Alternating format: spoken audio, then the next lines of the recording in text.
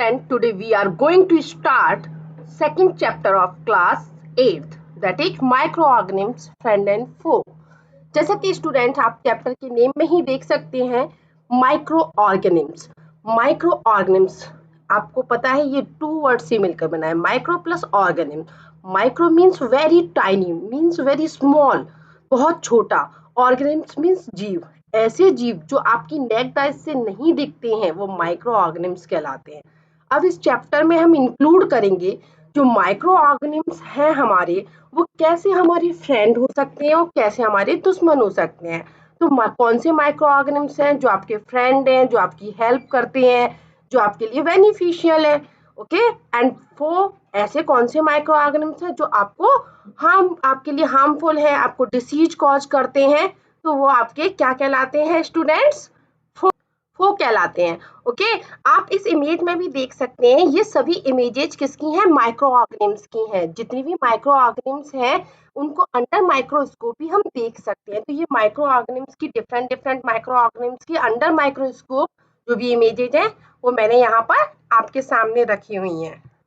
Now come to the topic microorganisms. Microorganisms को हम microbes भी कहते हैं। Microorganisms are very small organisms which cannot be seen with the unaided eyes.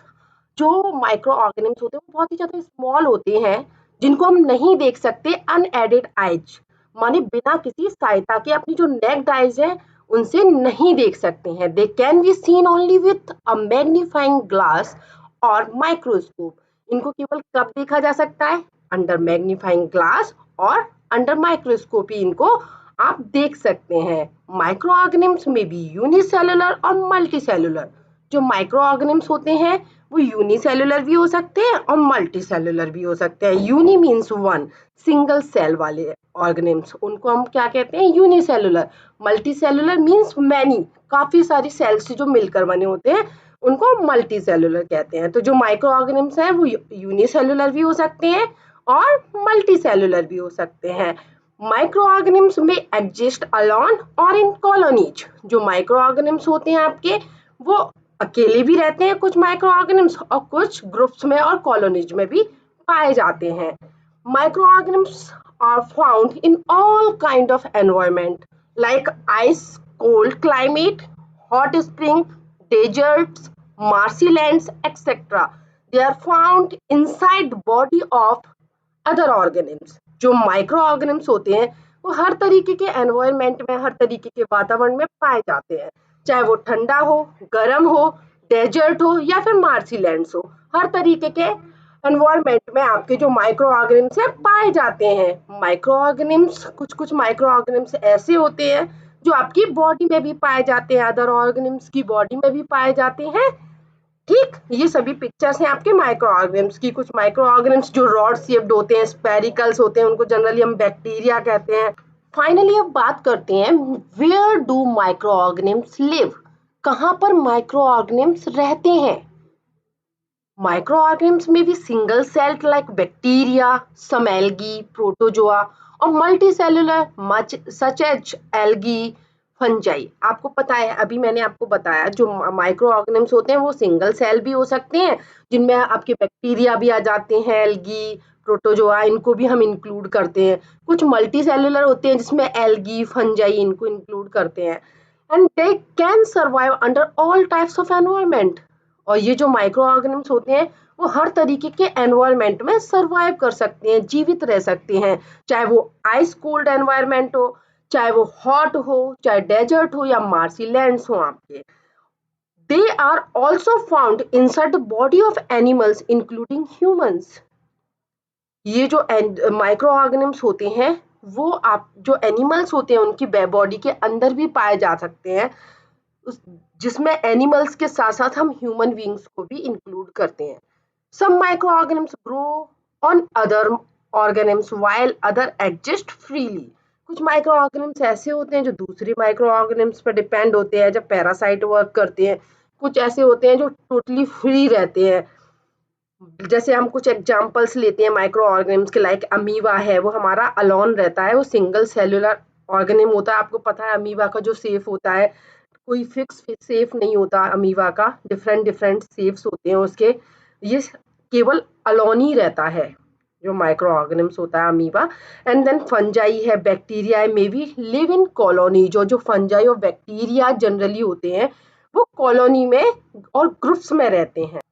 अब बात करते हैं हम टाइप्स ऑफ माइक्रो ऑर्गेनिम्स की, कि माइक्रो ऑर्गेनिम्स आखिरकार कितने प्रकार के होते हैं। They are 4 main types of micro organisms. जो माइक्रो ऑर्गेनिम्स होते हैं हमारे, वो जनरली 4 तरीके के होते हैं, जैसे बैक्टीरिया है, फंजाई है, आपका एल्गी है, प्रोटोजोन्स है। ये सभी क्या है, माइक्रो ऑर्गेनिम्स है। अब बात करते हैं हम बैक्टीरिया क्या होते हैं। बैक्टीरिया को जनरली हम बोलते हैं यूनिसेलुलर भी होते हैं, ये रॉड शेप्ड होते हैं, स्पायरिकल होते हैं। इनका जो शेप होता है, वो कुछ बैक्टीरिया ऐसे होते हैं जो रॉड शेप्ड होते हैं, स्पायरिकल होते हैं। और ये जनरली इसमें एग्जांपल हम ले लेते हैं लैक्टोबैसिलस। ये बैक्टीरिया जो होते हैं कुछ हमारे लिए बेनिफिशियल होते हैं और कुछ हमें हार्म पहुंचाते हैं। जो बेनिफिशियल है, आपने लैक्टोबैसिलस का तो नेम सुना होगा, जो आपका मिल्क टू कर्ड, मिल्क को कर्ड में कन्वर्ट करता है, माने दूध से दही बनाने का काम करता है। जनरल कॉमन बैक्टीरिया है आपका लैक्टोबैसिलस। नेक्स्ट हमारा जैसे फंजाई है, फंगी, जिसको हम फंगी भी बोलते हैं, फंजाई भी बोलते हैं। ओके, तो फंजाई क्या है, जो फंजाई होता है वो मल्टी सेलुलर ऑर्गेनिम्स होता है। जनरली ये क्या है, हेट्रोट्रॉपिक होते हैं, इनमें जो न्यूट्रिशन होता है वो हेट्रोट्रॉपिक होता है, ये एज अ पैरासाइट वर्क करते हैं।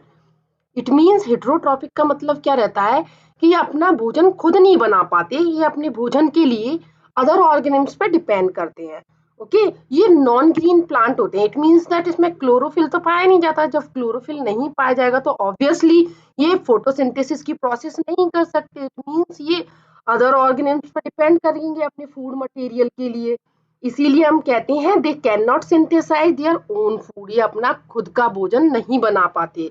ओके, नेक्स्ट हमारा है एल्गी। तो एल्गी क्या करता है, जो एल्गी होता है जनरली आपने देखा होगा, ये वाटर बॉडीज वगैरह जो होती है, हमारे पॉन्ड्स है, लेक्स है, यहाँ पर ये जो ग्रीन ग्रीन कलर के पाए जाते हैं वो हमारा एल्गी कहलाता है। ये यूनिसेलुलर भी हो सकता है, मल्टी सेलुलर भी हो सकता है। आपको पता है जब ये ग्रीन कलर के होते हैं तो green colour it means that इनमें क्लोरोफिल प्रेजेंट होता है, और क्लोरोफिल जिसमें प्रेजेंट होगा उसमें फोटोसिंथेसिस की प्रोसेस होगी। जब फोटोसिंथेसिस की प्रोसेस होगी इट मीन्स दैट इसमें ऑटोट्रॉपिक न्यूट्रिशन पाया जाएगा। ऑटोट्रॉपिक मीन्स जो अपना भोजन खुद बना लेते हैं। ओके, तो जो एल्गी होता है वो अपना भोजन खुद बना लेती हैं। ठीक है, अब नेक्स्ट है हमारा प्रोटोजोन्स। अब जो प्रोटोजोआ होता है, वो प्रोटोजोआ भी जनरली यूनिसेलुलर भी हो सकता है, मल्टी सेलुलर भी होता है।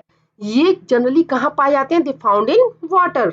Okay, they can cause diseases in human और एनिमल्स। ये एनिमल्स और ह्यूमन में डिसीज कॉज कर सकते हैं। ओके, इसमें एग्जांपल्स के तौर पर आपको ये पिक्चर्स दिख रही हैं, इनमें हम कुछ प्रोटोजोआ की, एल्गी की, कुछ फंजाई की पिक्चर्स शो की गई हैं। लाइक आपका एल्गी में क्लेमाइडोमोनास है, स्पाइरोगायरा है, प्रोटोजोआ में अमीबा, पैरामीशियम।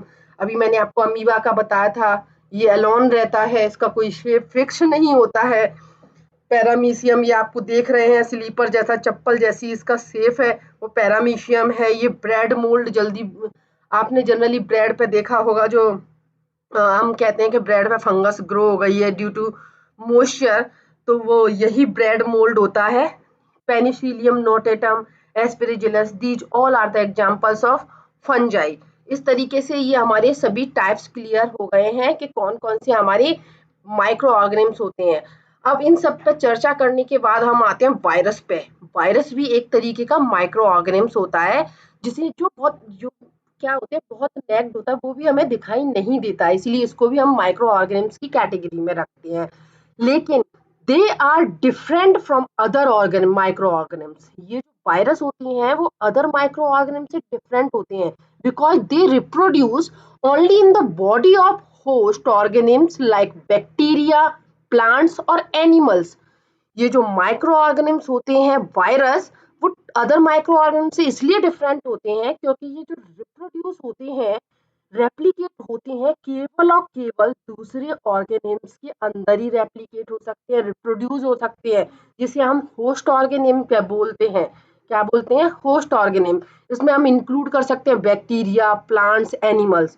जो भी जो वायरस होते हैं वो अपने आप रेप्लिकेट नहीं होते, अपने आप रिप्रोड्यूस नहीं होते। वो अपना नंबर अपने आप इंक्रीज नहीं कर सकते, वो केवल और केवल होस्ट सेल के अंदर, होस्ट ऑर्गेनिज्म के अंदर ही अपना नंबर इंक्रीज कर सकते हैं। जैसे आपने कोरोना का सुना है, कोरोना वायरस में आप बोलते हैं कि जो कोरोना वायरस होता है उसकी साइकिल जो होती है वो 14 डेज में कंप्लीट होती है, इसीलिए 14 डेज तक कोई भी अगर एयर के कांटेक्ट में नहीं आएगा, कोई बाहर नहीं निकलेगा तो वायरस के कांटेक्ट में नहीं आएगा। ओके, जब वायरस के कांटेक्ट में नहीं आएगा तो वो बॉडी के अंदर जब एंटर नहीं होगा तो वायरस रेप्लिकेट नहीं होगा, जब आपकी बॉडी के अंदर एंटर नहीं होगा, रेप्लिकेट नहीं होगा तो उसकी ग्रोथ ऑटोमेटिकली इनहिबिट हो जाएगी, उसकी ग्रोथ वहीं पर खत्म हो जाएगी। ओके, ये है हमारा वायरस। अब उसके बाद हम कुछ एग्जांपल्स जैसे आपको ये दिए थे, ये सारे एग्जांपल्स हैं हमारे माइक्रो ऑर्गेनिज्म के। आपको जनरल क्वेश्चन भी पूछा जा सकता है कि give the examples of different different types of micro organism, तो it's a very very important. Okay student, now come to the next topic. अब बात करेंगे स्टूडेंट हम फ्रेंडली माइक्रो ऑर्गेनिम्स में। जैसा कि हमने टॉपिक में बोला था कि हमारा चैप्टर का नेम है माइक्रो ऑर्गेनिम्स फ्रेंड एंड फो, तो अब हम बात करेंगे हमारे फ्रेंडली माइक्रो ऑर्गेनिम्स कौन से हैं, माने हमारे लिए यूजफुल माइक्रो ऑर्गेनिम्स कौन से हैं, क्या बेनिफिट्स होते हैं, किस तरीके से ये हमारी हेल्प करते हैं। जो माइक्रो ऑर्गेनिम्स होते हैं तो ये क्या क्या काम करते हैं, उनके थोड़े से यूजेज हम देखेंगे किस तरीके से हमारे लिए ये बेनिफिशियल है। First one is microorganisms like bacteria decomposes organic waste into manure and increase the fertility of soil। आपको पता है प्रीवियस लेक्चर में भी हमने पढ़ा था कि जो माइक्रो ऑर्गेनिम्स होते हैं, लाइक आपने राइजोबियम का नेम सुना था कि राइजोबियम वो क्या करता है, ये क्या करते हैं, ये लेग्यूमिनस प्लांट्स की रूट्स में पाए जाते हैं, ये नाइट्रोजन फिक्सेशन का काम करते हैं। कुछ बैक्टीरिया ऐसे होते हैं जो ऑर्गेनिक वेस्ट को डिकम्पोज कर देते हैं और उसको किस में कन्वर्ट कर देते हैं, मैन्योर में, और मैन्योर डायरेक्टली और इनडायरेक्टली क्या करता है, हमारी सॉइल की फर्टिलिटी को बढ़ा देता है, जिससे कि क्रॉप प्रोडक्शन अच्छा होता है। कुछ माइक्रो ऑर्गेनिम्स मैंने बताया था, जैसे ये राइजोबियम क्या करता है, ये एटमॉस्फेरिक नाइट्रोजन को किस में कन्वर्ट कर देता है, नाइट्रोजिनस कंपाउंड्स में। कौन कौन से होते हैं नाइट्रोजिनस कंपाउंड, आपके नाइट्राइट एंड नाइट्रेट्स, इसमें कन्वर्ट कर देते हैं, क्योंकि जो एटमॉस्फेरिक नाइट्रोजन है उसको प्लांट्स डायरेक्टली तो इनटेक नहीं कर सकते हैं, डायरेक्टली तो नहीं ले सकते हैं, इसलिए वो किस किस फॉर्म में लेते हैं, उसको सॉल्युबल फॉर्म में लेते हैं। वो भी डायरेक्टली इनडायरेक्टली क्या करता है, सॉइल की फर्टिलिटी को बढ़ाता है। नेक्स्ट है हमारा जो माइक्रो ऑर्गेनिम्स होते हैं वो कई चीज बनाने के काम आते हैं, जैसे कि दूध से दही बनाना, मिल्क से कर्ड को बनाना, एंड चीज बनाना, पिकल्स बनाना, bread, cakes, pastries, alcohol, wine, vinegar, इन सभी की प्रिपरेशन में जो हेल्प करते हैं वो कौन होते हैं, micro organisms. Okay, micro organisms का और किस में यूज किया जाता है, माइक्रो ऑर्गेनिम्स का मेडिसिन्स में भी यूज किया जाता है, मेडिसिन्स को बनाने के लिए भी माइक्रो ऑर्गेनिम्स का यूज करते हैं। अब इसके यूज में हम सबसे पहले देखते हैं कि हम कैसे दूध से दही बनाते हैं, कैसे मिल्क से कर्ड बनाते हैं। तो मेकिंग कर्ड फ्रॉम मिल्क, तो बैक्टीरिया होता है आपका लैक्टोबैसिलस। आपको इसका नेम अच्छी तरीके से लर्न करना है कि जो लैक्टोबैसिलस है ये क्या है, बैक्टीरियम है। बैक्टीरिया क्या होता है, प्लूरल होता है बैक्टीरियम का, और बैक्टीरियम क्या है, सिंगुलर। ओके, जो लैक्टोबैसिलस बैक्टीरियम होता है वो क्या करता है, वो कर्ड को, जो मिल्क होता है उसको कर्ड में कन्वर्ट कर देता है और अपने आप को उसमें रिप्रोड्यूस करता है। मिल्क के अंदर क्या करता है, रिप्रोड्यूस करता है, अपने नंबर्स को बढ़ाता है, जिससे कि मिल्क कन्वर्ट हो जाता है कर्ड में। ओके, नेक्स्ट है हमारा मेकिंग ब्रेड। अब ब्रेड हम कैसे बनाएंगे, सपोज करके अब हमें ब्रेड बनानी है तो हमने क्या किया, टेक हाफ केजी फ्लोर, हमने थोड़ा सा आधा किलो मैदा ले दिया, उसमें क्या करेंगे, ऐड सम शुगर, थोड़ा सा शुगर ऐड किया, and mix with warm water, और उसको थोड़े से गर्म पानी में इन सबको ऐड कर दिया, and add a small amount of yeast powder. उसके बाद हम क्या करेंगे, थोड़ा सा उसमें ईस्ट पाउडर ऐड कर देंगे, जिससे क्या होगा, ये आपके जो डो तैयार होगा उसको सॉफ्ट कर देगा, स्पॉन्जी कर देगा, सॉफ्ट कर देगा। इससे क्या होगा, what do you observe after 2 hours, after 2 hours हम क्या ऑब्जर्व करेंगे, हम देखेंगे जो ईस्ट है वो रिप्रोड्यूस हुआ रैपिडली, उसने क्या किया, कार्बन डाइऑक्साइड रेस्पिरेशन के ड्यूरेशन में रिलीज की। ड्यूरिंग रेस्पिरेशन वो क्या करेगा, कार्बन डाइऑक्साइड रिलीज करेगा, जिससे क्या होगा, bubbles of gas fill in the dough, जिससे कि जो बबल्स हैं वो बनने लगेंगे डो के अंदर एंड इंक्रीज इट्स वॉल्यूम, और उसका वॉल्यूम बढ़ जाएगा। इससे क्या होगा, इससे क्या होगा, इसका जो डो तैयार हुआ है उससे इजीली आप ब्रेड, बिस्किट्स, केक, पेस्ट्री ये सभी इजीली बना सकते हैं। आपको पता होना चाहिए जो हमारा ईस्ट होता है वो क्या होता है, एक तरीके का फंगस होता है। क्या होता है, फंगस होता है। अब हम बात करते हैं मेकिंग अल्कोहल। अब जैसे हमारा अल्कोहल है, वाइन है, एसिटिक एसिड जिसे हम विनेगर कहते हैं, इसको कैसे बनाते हैं। तो जो माइक्रो ऑर्गेनिम्स है वो कमर्शियल भी उनका बहुत बड़ा यूज होता है। Micro organisms are used for the large scale production of alcohol, wine and acetic acid. Okay, and yeast is used for the commercial production of alcohol and wine। और जो आपका ईस्ट होता है, हम ईस्ट का use ही करेंगे alcohol और wine बनाने के लिए। इसके लिए हम क्या करते हैं, for this purpose east is grown on natural sugars present in grains like barley, wheat, rice, crust, fruit juice etcetera. इसके लिए हम क्या करते हैं स्टूडेंट, अब हम ईस्ट को क्या करेंगे, नेचुरल सुगर्स पे तैयार करेंगे। जैसे कि हमने ग्रेन्स ले लिए, ग्रेन्स में जैसे बार्ले, व्हीट, राइस या क्रस्ट फ्रूट जूसेज ले लिया। अब हम इनसे क्या है, सुगर्स, नेचुरल शुगर तैयार करेंगे और उस पर ईस्ट तैयार करेंगे। तो हमने क्या किया कि हम एक बीकर में सपोज करके 500 ml वाटर ले लेते हैं और उसमें क्या करेंगे, हम जो शुगर हमने तैयार की है, जो नेचुरल शुगर, उसमें से 2-3 टीस्पून हम नेचुरल शुगर ले लेते हैं। उसके बाद हम क्या करेंगे, add half spoon of yeast powder to the sugar solution. जो हमने शुगर सॉल्यूशन तैयार किया है वाटर और शुगर को मिला के, उसमें हम क्या करेंगे, half spoon east powder add कर देंगे। फिर ईस्ट पाउडर ऐड करने के बाद क्या करेंगे, उसको हम, जो हमने बीकर में ईस्ट पाउडर लेके ये पूरा सॉल्यूशन तैयार किया है, उसको थोड़ा सा वार्म प्लेस पर 4 to 5 आवर्स के लिए रख देंगे। तो हम क्या देखेंगे कि कुछ समय बाद उसमें से एक अलग सी स्मेल आने लगती है, थोड़ी डिफरेंट स्मेल आती है। तो उस स्मेल से हमें क्या पता चलता है, this is the smell of alcohol as sugar has been converted into alcohol by yeast. It means ये जो स्मेल है वो किसकी है, अल्कोहल की है। Okay, this process of conversion of sugar into alcohol, जो कन्वर्जन हो रहा है किसका, शुगर का अल्कोहल में, वो प्रोसेस क्या कहलाती है, फर्मेंटेशन। अगर हम बताएंगे तो यहाँ पर फर्मेंटेशन की क्या डेफिनेशन बताएंगे, it's a very important process. This process of conversion माने the conversion of sugar into alcohol, that is called fermentation. आपको पता होना चाहिए फर्मेंटेशन को किसने डिस्कवर किया, लुइस पास्चर ने। कब किया, 1857 में। Okay, who discovered fermentation process, तो आप बताएंगे लुइस पास्चर डिस्कवर्ड फर्मेंटेशन इन 1857।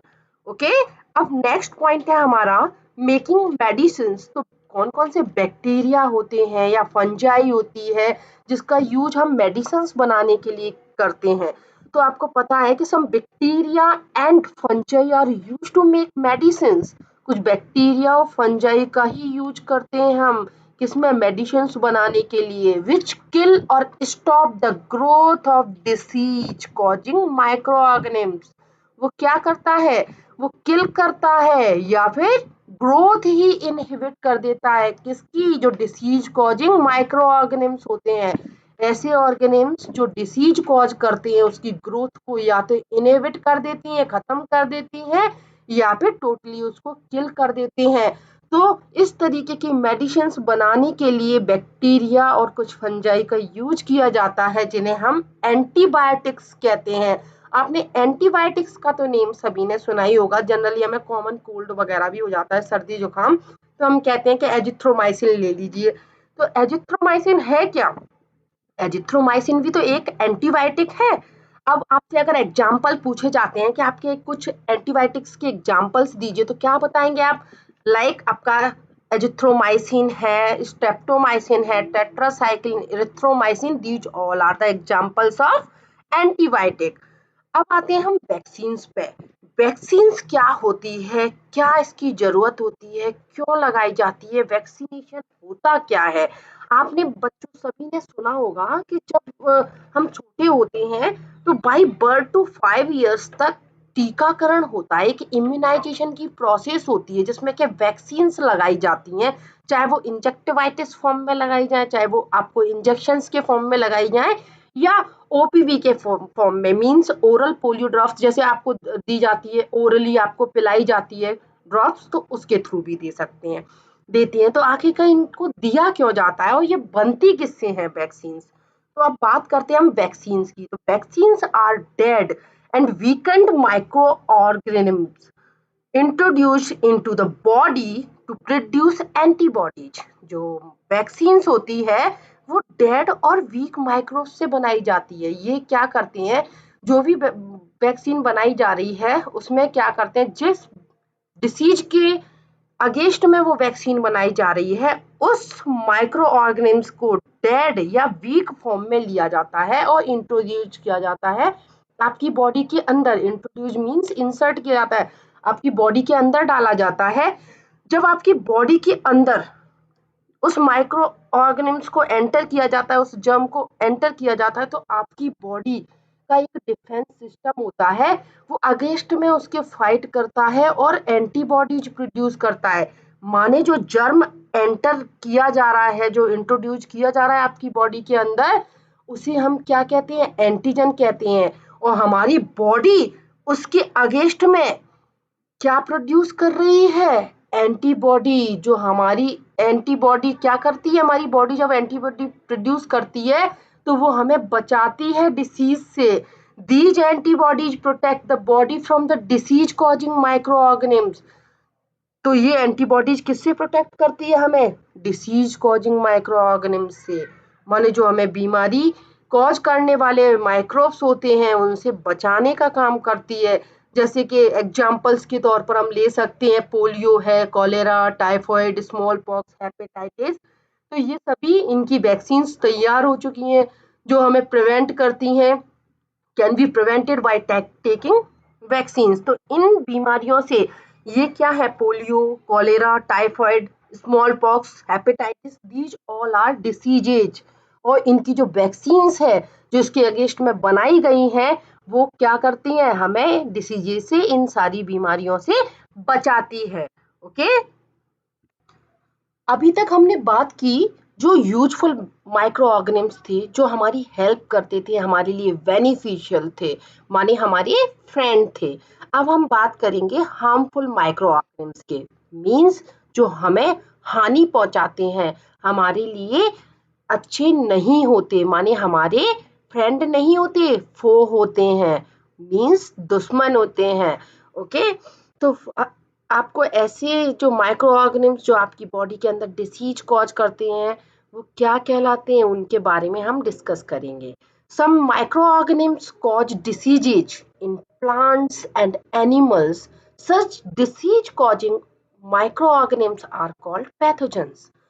कुछ माइक्रो ऑर्गेनिम्स ऐसे होते हैं जो प्लांट और एनिमल्स दोनों के अंदर ही डिसीज कॉज करते हैं, तो हम जनरली क्या कह देते हैं, disease causing micro organisms are called pathogens.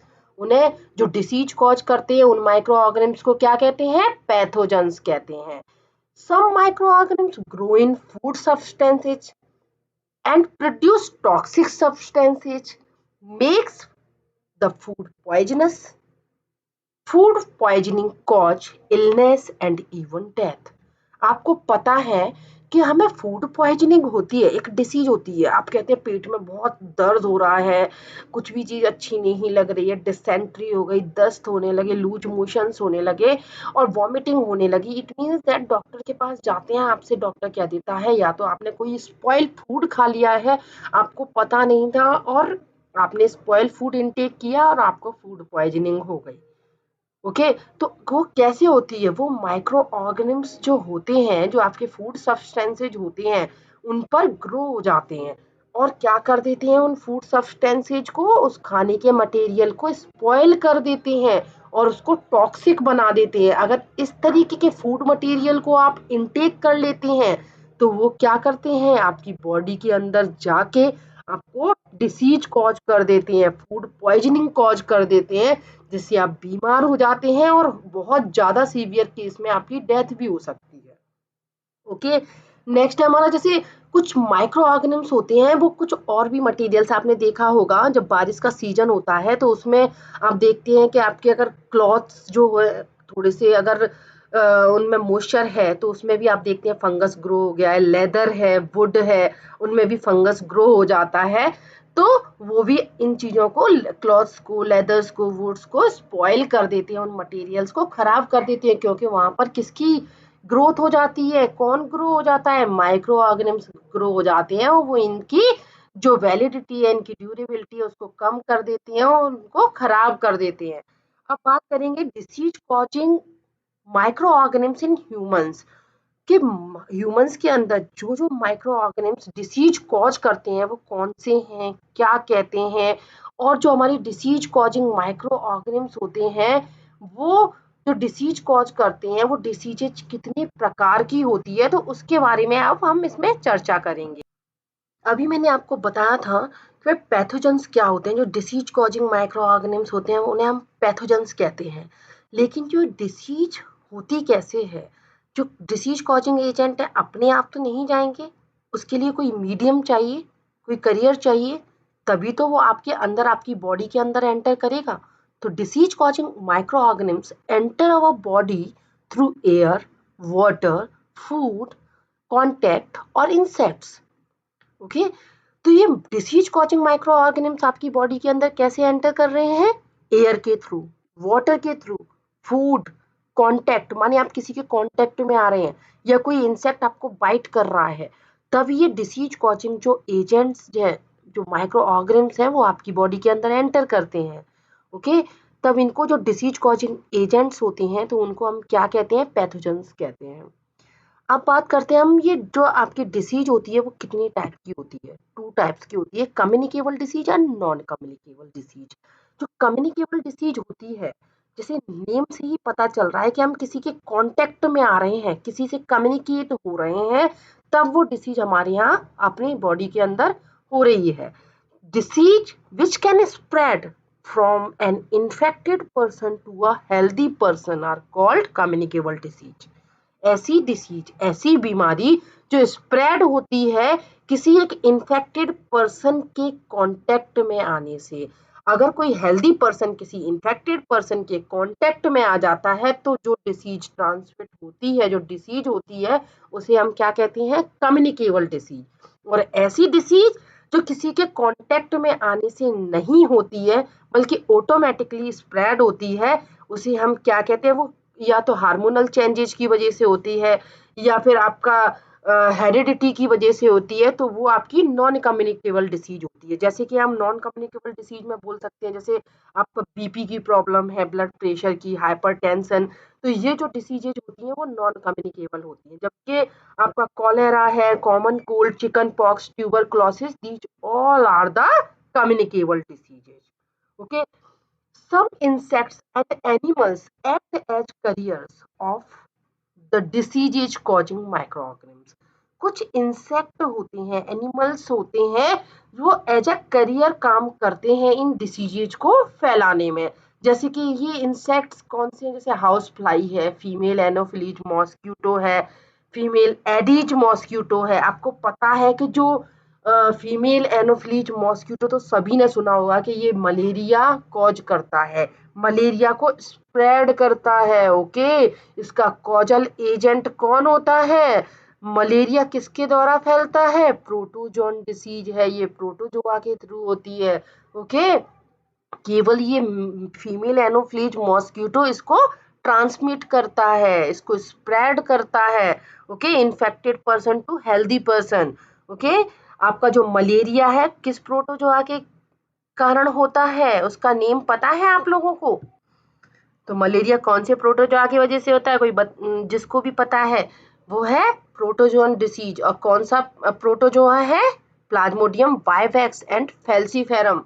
Plasmodium vivax and falciparum ये स्पीसीज हैं प्रोटोजोआ की, लेकिन इसको स्प्रेड कौन करता है, फीमेल एनोफ्लीज मॉस्क्यूटो। इसी तरीके से जो एडिज इजिप्टीज मॉस्किटो आपने सुना होगा, ये डेंगू को स्प्रेड करता है। डेंगू फीवर आपने बीच में सुना था कि डेंगू बहुत ज्यादा घातक बीमारी आ गई है, तो उसको स्प्रेड कर रहे हैं। तो ये जो डेंगू है उसको स्प्रेड किसके, भाई मच्छरों से बचो। तो वो कौन सा मच्छर था, कौन सा मॉस्किटो था जो इसको स्प्रेड कर रहा था? एडिज इजिप्टी। आप इन इमेजेस में देख सकते हैं, फीमेल एनोफ्लीज मॉस्किटो है। फीमेल एनोफ्लीज मॉस्किटो जो मलेरिया को स्प्रेड करता है। ये एडिज इजिप्टीज मॉस्किटो है जो डेंगू को स्प्रेड करता है। अभी तक हमने बात की थी जो माइक्रो ऑर्गेनिम्स थे कैसे ह्यूमन बीइंग्स में डिसीज कॉज करते थे। अब हम बात करेंगे disease causing micro organisms in plants के। प्लांट्स में भी जो डिसीजेज होती हैं उनका भी रीजन क्या होता है? माइक्रो ऑर्गेनिम्स ही होता है। माइक्रो ऑर्गेनिम्स प्लांट्स को भी इन्फेक्ट करते हैं। Micro organisms cause diseases in plants like rice, wheat, potato, sugarcane, apple, oranges, etc.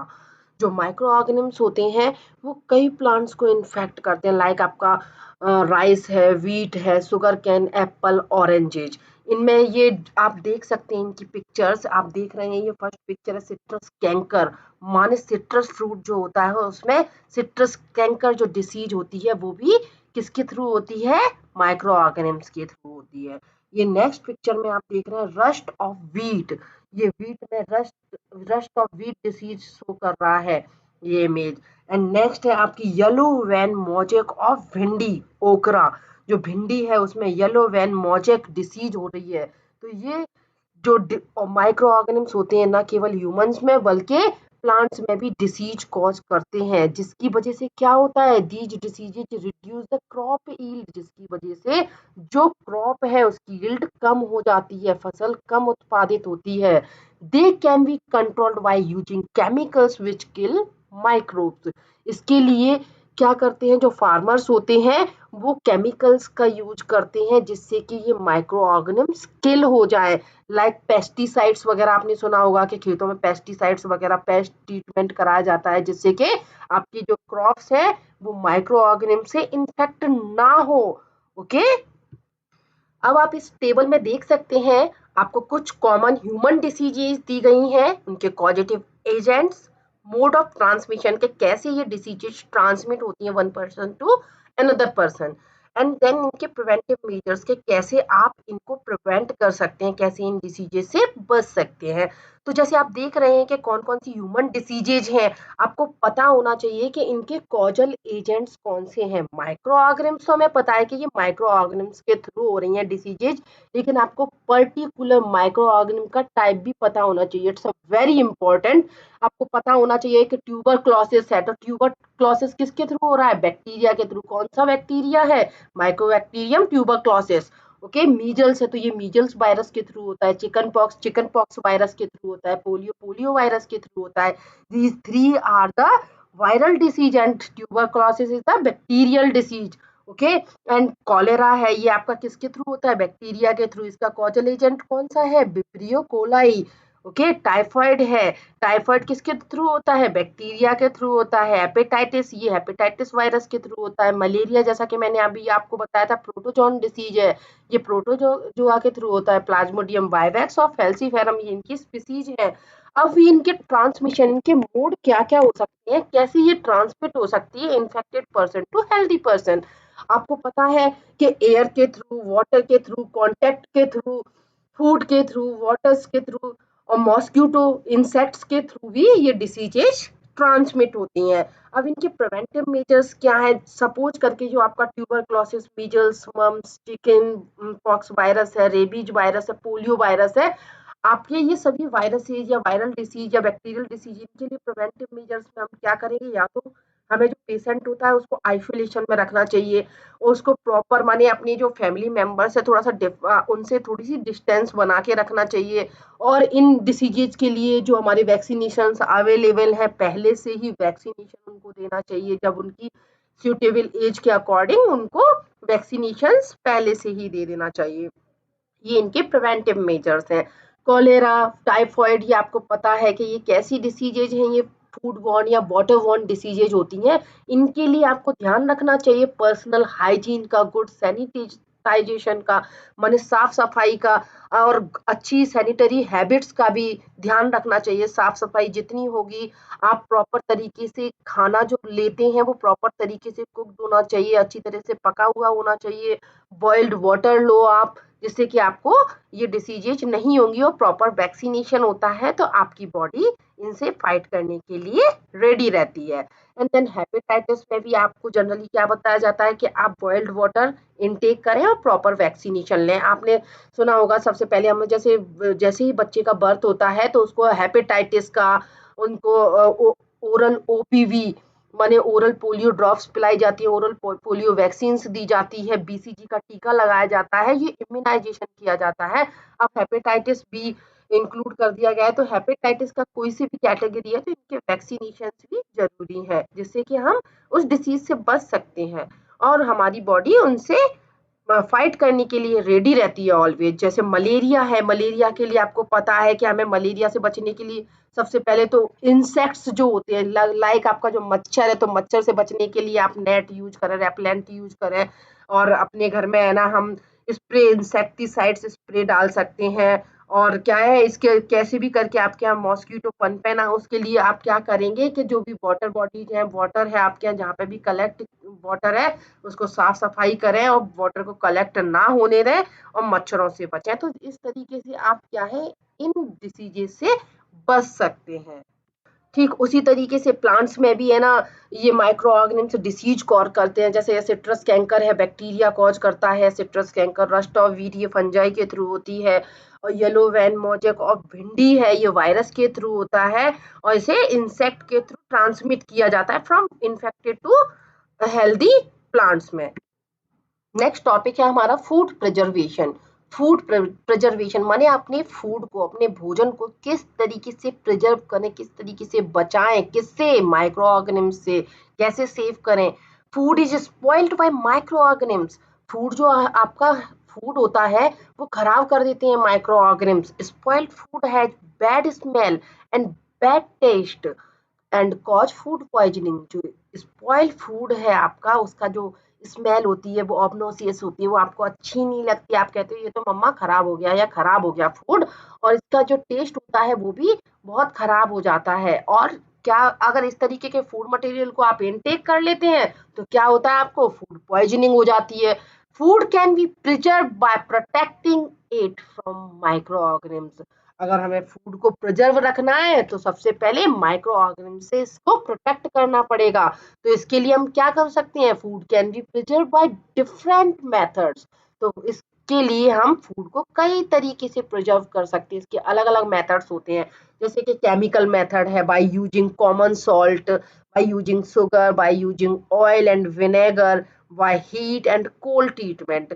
तो इन सभी मेथड्स के थ्रू हम क्या कर सकते हैं, अपने फूड को प्रिजर्व कर सकते हैं। जैसे केमिकल मेथड में क्या रहता है, हमारे जो जैसे पिकल्स होते हैं, आपने देखा होगा अचार वगैरह आपका काफी लॉन्ग टाइम तक चलते हैं। आप उसमें देखते हैं कि आपकी घर में उसमें एडिबल ऑयल ज्यादा भर के रख दिया जाता है, जिससे कि क्या है, वो आपका जो पिकल है, अचार है, लॉन्ग टाइम तक चलता रहता है। तो मीन्स यहाँ पर हम इसको एडिबल ऑयल या सॉल्ट डाल के भी कर सकते हैं प्रिजर्व। और दूसरा मेथड क्या है कि हम उसमें केमिकल्स ऐड कर दें। कौन कौन से केमिकल, जिन्हें हम प्रिजर्वेटिव्स कहते हैं, जो कि हमारे भोजन को प्रिजर्व करते हैं, सेव करते हैं, उन केमिकल्स को भी ऐड कर सकते हैं। ये कॉमन प्रिजर्वेटिव्स आपके कौन से हैं, सोडियम बेंजोएट और सोडियम मेटाबाइसल्फाइड। ये आपके जो प्रिजर्वेटिव्स है, इनके माध्यम से भी हम इनको सेव कर सकते हैं अपने फूड को। नेक्स्ट है हमारा कॉमन सॉल्ट। आपने देखा होगा फिश, मीट, आंवला, रॉ मैंगोज, टेमेरेंड, जो आपकी हल्दी होती है, इनके ऊपर हल्का सा कॉमन सॉल्ट अगर आप ऐड कर दें तो ये क्या करता है, माइक्रोब्स की ग्रोथ को इनहिबिट कर देता है, माइक्रोब्स की ग्रोथ वहीं पर स्टॉप कर देता है, जिससे माइक्रोब्स ग्रो नहीं हो पाते हैं और आपका फूड सेफ रहता है, प्रोटेक्ट रहता है, प्रिजर्व रहता है। नेक्स्ट है हमारा बाय यूजिंग शुगर। अब हम क्या करते हैं, जैसे हमारा जो फूड आइटम्स रहते हैं, जैम, जेलीज वगैरह, इनको है ना शुगर सॉल्यूशन के द्वारा हम क्या कर सकते हैं, आराम से इसको प्रिजर्व कर सकते हैं। ये क्या करते हैं, ये भी जो ग्रोथ होती है माइक्रोब्स की, उसको इनहिबिट कर देते हैं। नेक्स्ट है हमारा ऑयल ऑफ विनेगर। हम ऑयल ऑफ विनेगर ऐड करके भी अपने पिकल्स, वेजिटेबल्स, फिश, मीट इन सबको प्रिजर्व कर सकते हैं और माइक्रोब्स की ग्रोथ को रोक सकते हैं। नेक्स्ट है हमारा हीट एंड कोल्ड ट्रीटमेंट।